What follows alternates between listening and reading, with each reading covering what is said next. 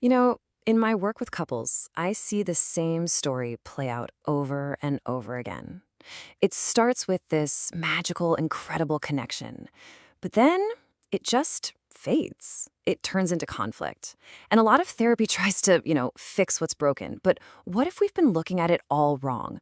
What if a relationship is actually an alchemical process, one that can take that conflict and transform it into a connection that's deeper than you ever imagined? Okay, let's get into it. So, first things first, we have to understand what happens when that initial spark starts to dim. Why does that Garden of Eden phase of a relationship, why does it have to end? This question, right here, this is the heart of the matter. We fall in love with an idea of a person, don't we? It's really a projection of our own hopes and our own needs. But eventually, well, reality crashes the party. We have to live with the whole person, the messy, complicated, sometimes frustrating human being they actually are. And that's the thing, isn't it? Nobody comes to therapy when things are perfect. People come when the illusion shatters, and they're standing there looking at a person they feel like they don't even recognize anymore. But here's the secret. That's the exact moment where the real growth can actually begin. To really get what's going on, we need to look at this unconscious dance that every couple is doing. So let's pull in a couple of core concepts from Jungian psychology that I use all the time in my work: the persona and the shadow. Let's make this real. Meet Mike and Sally.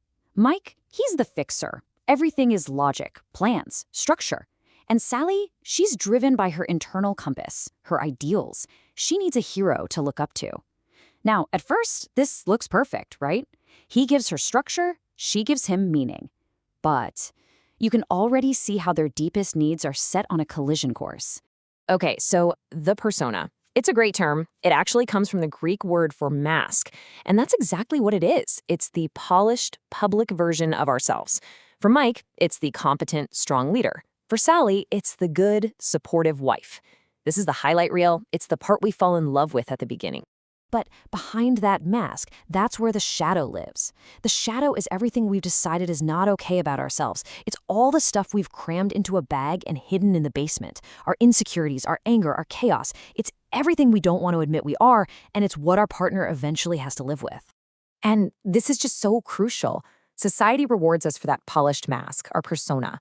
We get promotions, we get praised for it. But in our closest relationships, we always, always pay the price for our hidden shadow. Those repressed parts, they don't just go away. They bubble up and demand to be seen. Now, this diagram, it might look a little complex, but it shows something absolutely fascinating. It shows that unconscious dance. Mike, who is terrified of his own inner chaos, projects it onto Sally. He calls her irrational. Meanwhile, Sally, who's disowned her own power, projects it onto Mike and sees him as a controlling tyrant. This whole cycle of projection, well, it can feel a lot like what people call gaslighting, where your reality is being warped by someone else's unowned fears. It's a really vicious cycle. So if this cycle of projection is the problem, what on earth is the solution? Well, it starts with a completely radical shift in perspective. Your relationship is not a broken machine that needs to be fixed. It is an alchemical vessel, a container for transformation. You know, there was an early term for this kind of unconscious merging, participation mystique. But honestly, the term is pretty outdated.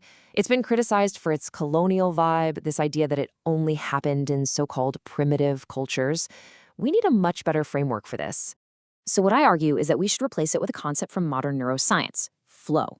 We've all felt it. It's that state where you're totally absorbed in something. Your inner critic just goes quiet. Think of a jazz duo improvising or two athletes who are just perfectly in the zone. It's a high-level state where you're two separate people, but you're creating this powerful, shared spirit together, a kind of communitas. And that is the entire goal of this whole alchemical process. We're trying to move out of that messy, unconscious fusion and into a state of conscious, connected flow. We want to be like that jazz duo, two distinct individuals making something beautiful together. Okay, so the million-dollar question: how do we actually do this? How do we turn the lead of conflict into the gold of connection? Well, this is where the real work begins. And believe it or not, it's more achievable than you might think. This model here is a great way to visualize what we're aiming for. So this sweet spot, family flow, it needs balance. You need high cohesion, that feeling of being a team. And you need high alignment on your goals, your values. But look at that third piece, autonomy. That is absolutely critical. Without your own individual identity, you can't have flow. You just collapse right back into that messy, unconscious fusion. So in my practice, we use specific techniques to build this. First, we circumambulate. That just means we walk around the problem instead of attacking each other head-on. The couple learns that the vicious cycle is the real enemy, not their partner. Then we can use enactments, like having them talk through me to cool a hot conflict down, or directly to each other to warm up a cold one. And maybe most powerfully, we create a safe space for shadow talk, a place to finally say all the things that were never said. And this brings us to what I think is the great paradox of love. To get to that beautiful state of union, that real flow, both people first have to become more separate, more themselves. You have to truly know where you end and your partner begins. So after all this difficult alchemical work, what's the outcome? What's the goal?